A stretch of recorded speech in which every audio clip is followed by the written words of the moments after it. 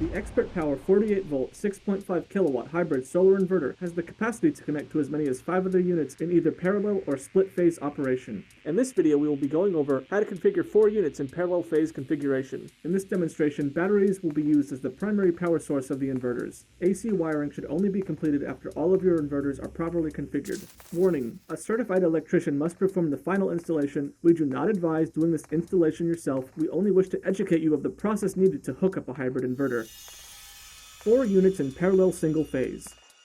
To connect 4 units in parallel single phase, first connect all the inverters to the same battery bank as you would normally. We highly recommend you double check the battery's polarity when connecting to the inverter. An improper flow of current can lead to faults or worse, cause damage to the device. Make sure no other sources of current are connected during installation. I'm intentionally glossing over this step to get to the instructions for the inverter itself, so please read your manual carefully so you don't miss small but important details such as pre-charging your inverter. You'll need 4 gray communication cables as well as 4 red and black current sharing cables.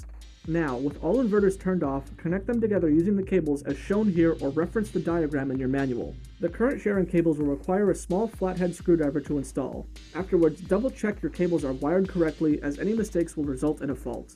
In this example, we will start the installation with the first inverter all the way to the left and work our way sequentially to the 4th inverter on the right. Turn on a single inverter by pressing the gray on-off button near the LCD screen. Once the inverter finishes booting up, press and hold the fault button on the bottom right for 5 seconds to enter inverter setup mode. Use the down arrow key to navigate to program 28 and set your inverter on standby mode by pressing the on-off button again. The gray power button should be sticking all the way out to signify that the inverter is in standby mode and will automatically shut off in 30 seconds. Before that happens, press the fault button again so we can change program 28 settings, then press the down arrow button repeatedly until the inverter shows flashing text reading PAL in the left corner of the screen. Press the fault button one more time and then the circular arrow button on the top left corner of the detachable screen to save. Wait for the inverter to automatically shut down, then reboot the device. Once rebooted, make sure you see the PAL text. Once confirmed, shut down the inverter again by pressing the button and waiting 30 seconds, then proceed to the next inverter. Repeat many of the same steps. So to review, hold the fault button, use the down arrow keys to get to program 28, and click the inverter off to enter standby mode. When pressing the down arrow key, the option we want is PAL.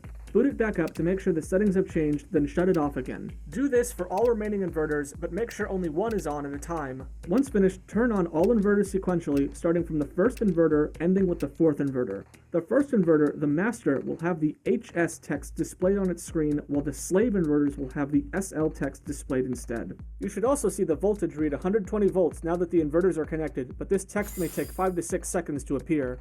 Keep the inverters on for 1 to 2 minutes to make sure there are no faults. Once you have confirmed this, you are free to turn off all the inverters and finish your remaining wiring. When turning off your inverters, you must also go in sequence, switching off the first inverter and ending with the last inverter.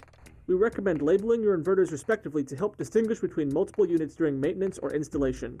An inverter is the heart of any solar system. It routes the output of electricity in the form of direct current or inverts it into alternating current. It can pull from grid or generator power or manage your system during a blackout or when off-grid.